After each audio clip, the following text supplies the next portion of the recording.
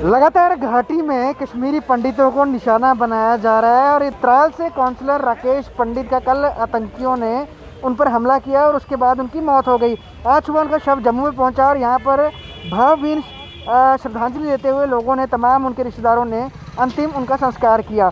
और उसके साथ ही पूरे देश में भी कल से ही रोष जो है वो बहुत ज़्यादा दिख रहा है, जब से ये बात निकल कर सामने आई कि राकेश पंडित पर आतंकियों ने हमला किया है और लगातार कश्मीर में माइनॉरिटीज़ पर हमले हो रहे हैं। राष्ट्रीय बजरंग दल ने भी आज पाकिस्तान का पुतला फूंका और साफ तौर पे केंद्र सरकार से ये मांग की है कि पाकिस्तान पे कड़ा प्रहार करना चाहिए। राकेश जी, हर बार किलिंग्स होती हैं, प्रदर्शन होते हैं, उसके बाद चीज़ें नॉर्मल हो जाती हैं, फिर एक हमला होता है, निरंतर ये चीज़ें जारी हैं। पिछले साल अजय पंडित था, इस बार राकेश पंडित, कुछ बदलाव नहीं हो रहा, क्या कहेंगे?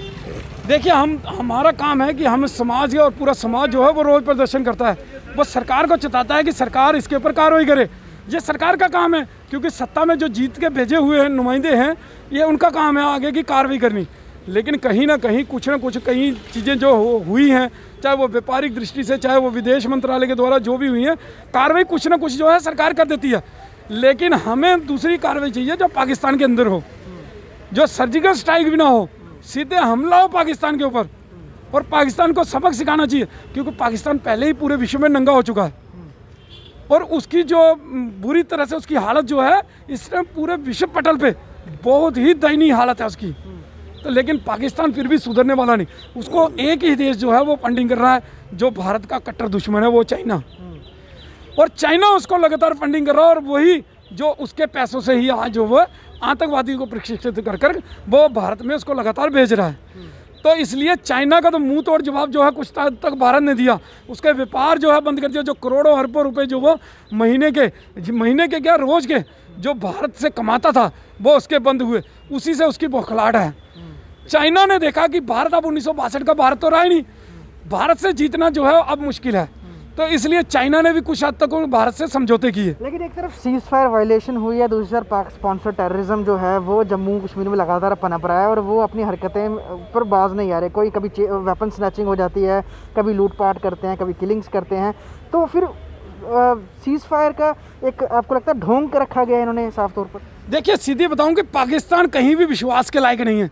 आपने देखा, हमेशा भारत ने पहल की और उसने उसकी पीठ पे छुरा घोंपा पाकिस्तान ने।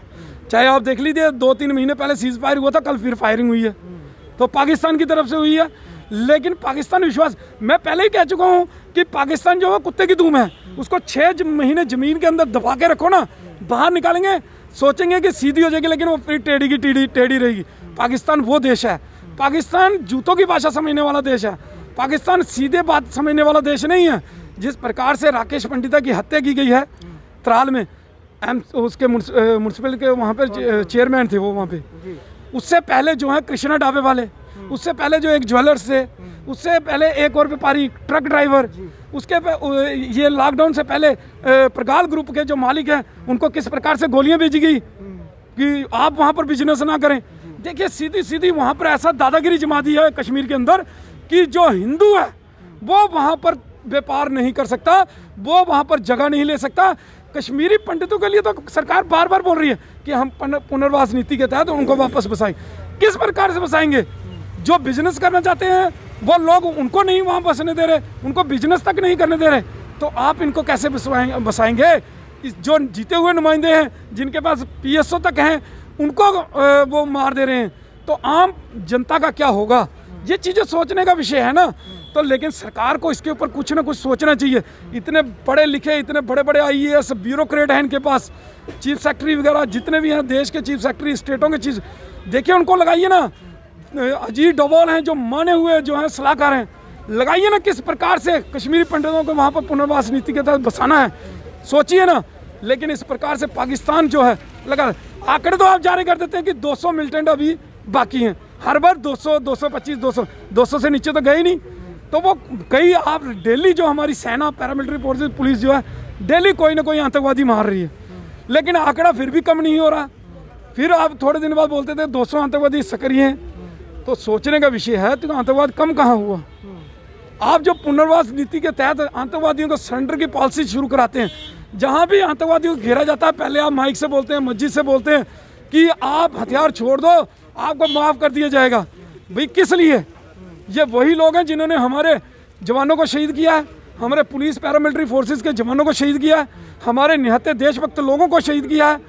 तो ऐसे लोगों को आप एक पॉलिसी के तहत आप छोड़ देंगे? पॉलिसी नहीं है, सरकार जो है वो सही पॉलिसी नहीं अपना रही। दूसरी बात ये है कि लगातार पाकिस्तान जहाँ एक और सीज़ फायर किए हुए हैं, वहीं दूसरी ओर इस तरह के हमले जो हैं वो कहीं ना कहीं ये जताते हैं कि वो अपनी करनी और कथनी में बहुत अंतर रखता है। लेकिन दूसरी ओर अगर हम बात करें, पाकिस्तान पीओके में चाइना और पाकिस्तान मिलकर जो है इस समय मिलिट्री एक्सरसाइज कर रहा है। तो आखिरकार पाकिस्तान चाइना मिलकर भारत को दोनों कोनों से घेरने में लगातार जारी है, और कोरोना के इस समय में भी वो देख नहीं रहा है कि विश्व की क्या हालत है, और लगातार जो आतंकी हमले हैं वो इस समय जारी हैं। और उसी के तहत राकेश पंडिता की कल निर्मम हत्या त्राल में कर दी गई। वीडियो जर्नलिस्ट पवन शर्मा के साथ ख्वाहिश पटेल, स्टेट टाइम जम्मू।